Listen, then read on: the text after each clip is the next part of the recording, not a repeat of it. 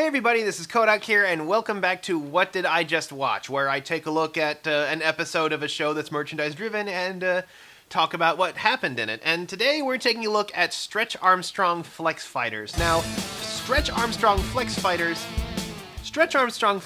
is a Netflix original, which, as we all know, is sort of a grab bag, just like pretty much every other network, to be honest.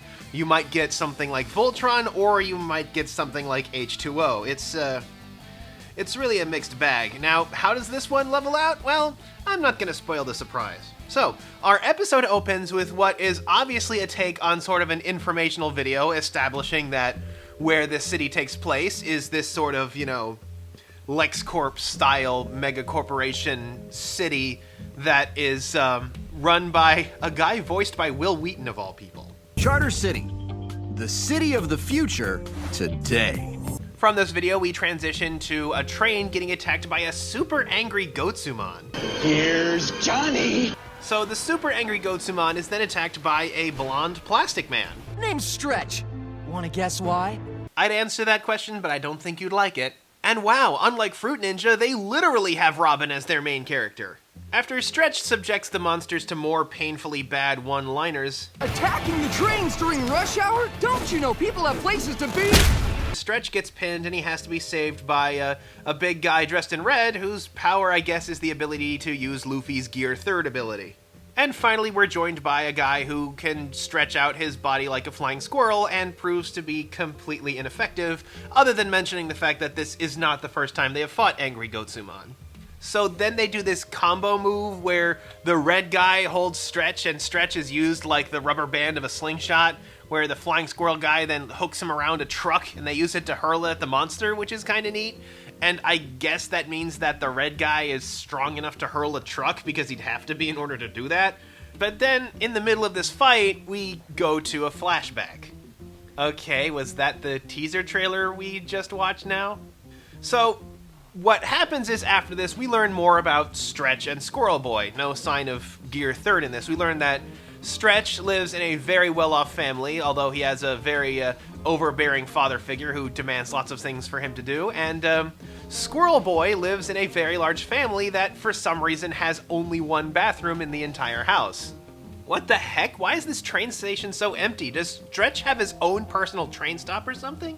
And then once we actually get to the school, we see a girl with purple hair, because you gotta have purple hair, step off of the bus and pause for a bit so that we can know she's important. Very basic kind of trick. So, the two boys finally get together, and we learn that their names are Jake, Stretch is named Jake, and Squirrel Boy is actually named Nathan, and they know each other, but, and all three of them go to this school for future leadership, which basically translates out to, school for the, hideously over-wealthy. And it's in this scene that something actually kind of bugs me, because the two of them have a quick exchange of banter that is just as effective at establishing their situations at home as the entire montage we saw earlier. I bet if you played that clip just on its own, you'd understand that Jake is kind of an enforced overachiever, and Nathan is troubled by the sheer size of his family. We'd get that right away. I mean, I get show don't tell, but sometimes the telling is actually more efficient than the showing. Gee, I wonder if the fact that they had all that padding will affect the episode later. But then Jake is found by Mr. Wilson, who has him lead Gear 3rd, whose name is Ricardo, who, for some reason, is dressed in a hoodie underneath a sport coat.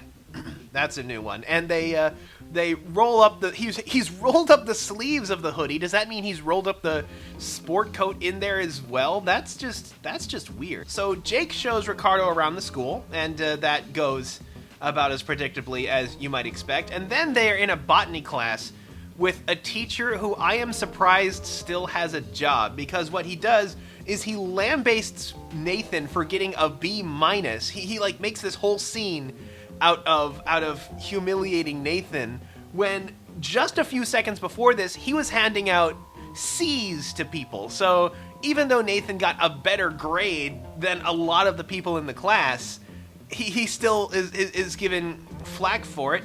And of course, Stretch gets an A, and then Ricardo makes a joke and gets blasted by the teacher as well. Burn.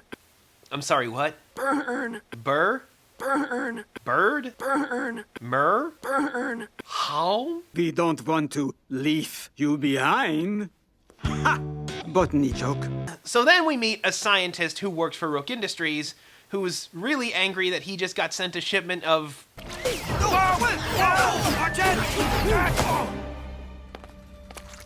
flubber.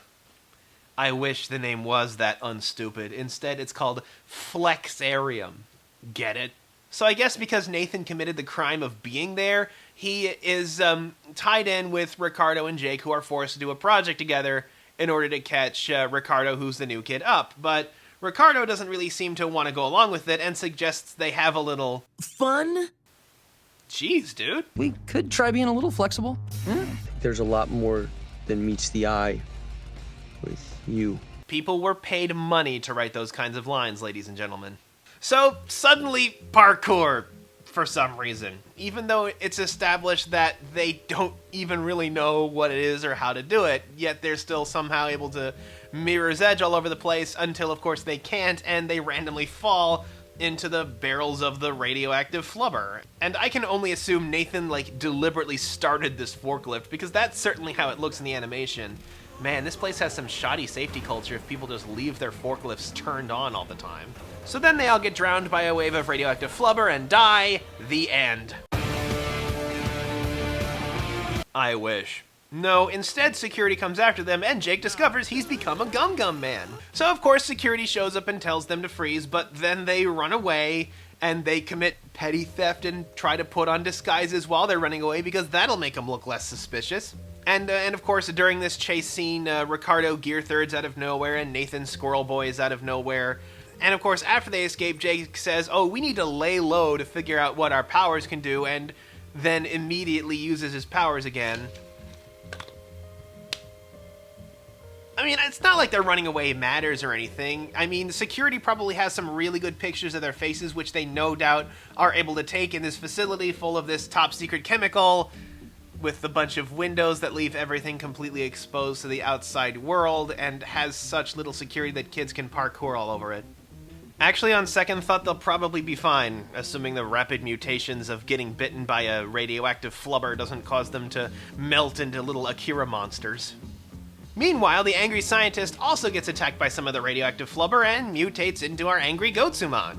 Cut back to Jake's house, where his dad apparently works for Rook and tells him all about it, and even though everybody on the security team got a really good look at the kids' faces... Any idea who did it? Not sure. Yep. And here's the thing, it's been what, like 15, 20 minutes since the accident happened, and apparently Mr. Rook, the person in charge of the company, is already holding a press conference for an accident that happened inside his own building that nobody would have seen? Look! This because of you! And then they Spider-Man reference I can help, Jake. It's what any responsible person would do. into a Fight Club reference. First rule of Superhero Club, we don't talk about Superhero Club. Because all the kids love Fight Club, I guess. So it's been like 20 minutes since they got drowned in slime, and already they're talking about becoming a team of superheroes? Aren't we getting a little bit ahead of ourselves? You helped me build this city. Don't destroy it. Come back and we'll find a cure. Shut up, Wesley. And then we find that our angry scientist has become so powerful that he can't even be affected by tank artillery. Only one thing can save us now: teenagers and sports equipment.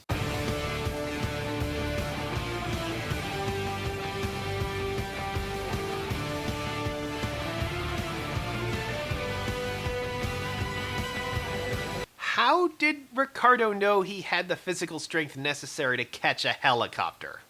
So, we fight our giant angry Gotsumon again, and our teens discover that maybe something that can stop a tank can't be beaten up by 3 teenagers. And then our episode ends with them getting arrested. Wow, didn't see that one coming. And what happened to the flashback? We didn't get there from here. Oh man, it's a 2-parter. So that's a look at Stretch Armstrong and the Flex Fighters, and honestly, for a show about a group of polymer people, it doesn't really seem to gel.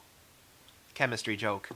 I do really like how this show looks. Its aesthetic is clearly designed to resemble a lot of the shows from like the late 90s, the early 2000s, from sort of the twilight era of Saturday morning cartoons. They absolutely nail that aesthetic, and it looks like they actually went into some extra trouble to make some more things traditional animation. And it is animated pretty well. I mean, there are maybe a couple of problems in the animation, but nothing that wouldn't be out of the ordinary for a show of that era. So giving it that look, they absolutely nailed it. That part of the show is spot on. But to be honest, when it comes to the actual story, I think I liked this show a lot better when it was called Static Shock.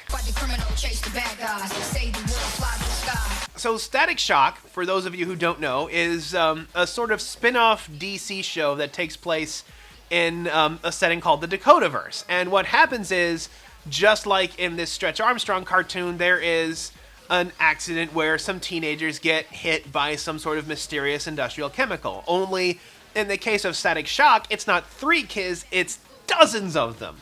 And all of them start to develop powers, and all of them work basically towards their own ends. Whether they are heroic or selfish with their powers is really down to each individual person, and anybody's powers could awaken at any time. So it creates this huge, sensation of anticipation and terror all throughout this series. And that really makes Static Shock a really strong show. And that's something that hasn't really happened in this show yet. I mean, what are these kids' origins? They parkour into some radioactive flubber.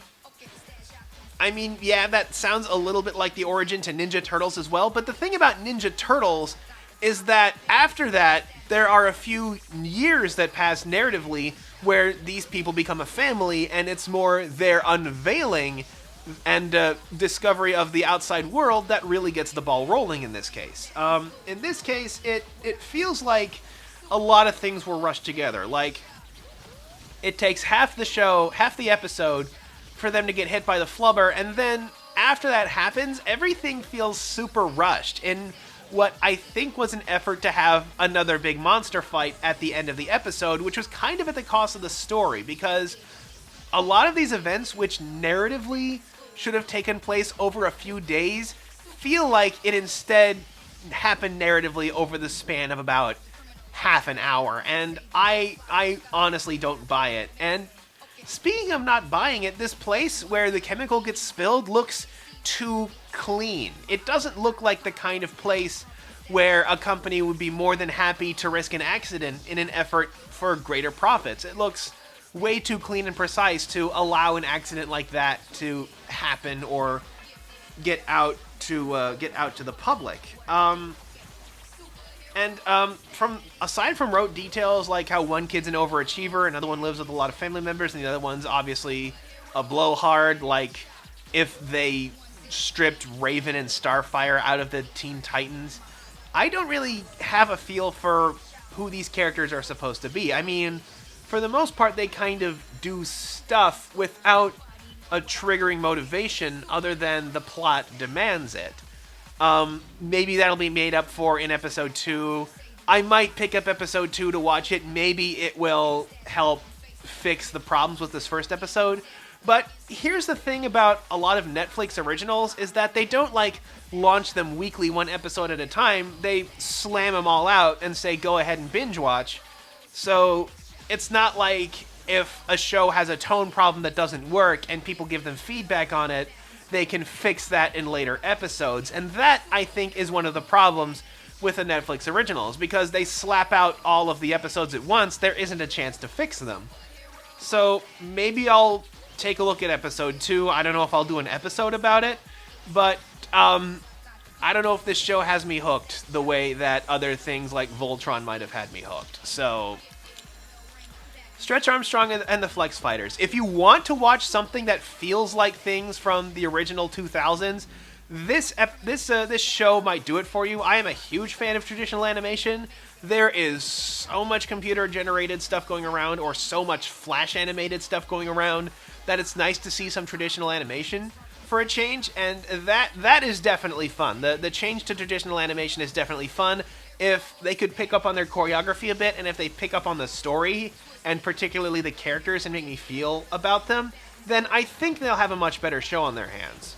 But for now, that's the pilot episode of Stretch Armstrong. Since the series came out today, this episode is going to be out on time, but most of the time when I do something that's not like on its release day, it'll be delayed on Patreon. So if you liked what you saw here and you want to see more of it, if you want me to cover shows that have already come out in the past, consider supporting me on Patreon. Right now, speaking of these kinds of things, my first milestone at just $50 a month is a review of every Pokemon movie ever made. So if you guys put in some more money to get my Patreon really rolling, then I'll be able to do all those videos for you guys. They will be Patreon early access exclusives, and you guys will get to enjoy them early. But thanks again, like and subscribe, and until next time, this is Kodak signing off. Shut up, Wesley.